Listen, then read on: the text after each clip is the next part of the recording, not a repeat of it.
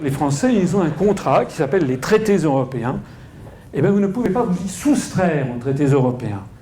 Les traités européens, notamment l'article 121 du TFUE, ont confié à la Commission européenne le devoir de fixer à tous les États membres de l'Union européenne ce qu'on appelle les grandes orientations de politique économique qui fixent très exactement ce qui doit se passer, c'est-à-dire les privatisations, la flexibilisation du travail, la remise en cause des CDI, etc., etc. C'est pas pour rien qu'au même moment, dans tous les pays de l'Union européenne, il y a les mêmes prétendues réformes indispensables qui s'imposent.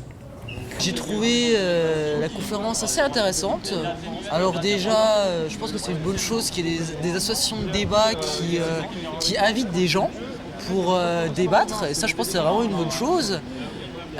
Après, il y a... Je pense que M. Asselineau a fait pas mal de constats.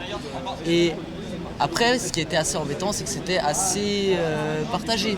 C'était assez engagé d'un point de vue du sien.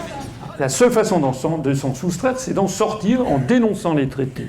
Mais il y a des gens, si vous voyez qui je veux dire, qui disent « Oh non, comment sortir de l'Union européenne, c'est un scandale, c'est ça ». Nous, ce qu'on veut, c'est « On ne va pas respecter les traités ». Mais pas respecter les traités, les gens qui disent ça ne savent pas ce que sont les traités.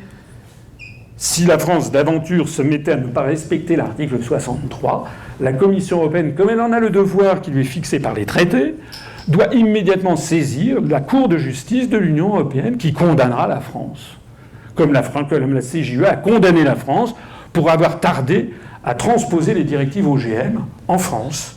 163 000 € par jour de retard dans la non-transposition des directives OGM. C'est-à-dire que vous votez à droite ou vous votez à gauche, ça n'a aucune importance, puisque de toute façon, le programme est déjà tracé par l'article 121 et l'article 106. Je trouve que la conférence était très intéressante, quoi.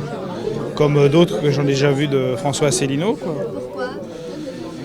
Parce que en fait, François Asselineau est la seule personne, pour moi, dans le paysage politique français actuellement, qui ne fait pas de langue de bois.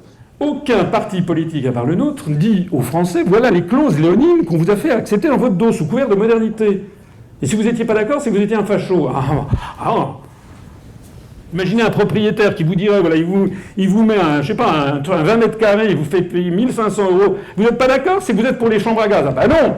Donc vous signez. Mais ça marche, et ça ne marche pas qu'en France. Ça marche en Grèce, ça marche en Espagne, ça marche au Portugal, ça marche aux Pays-Bas.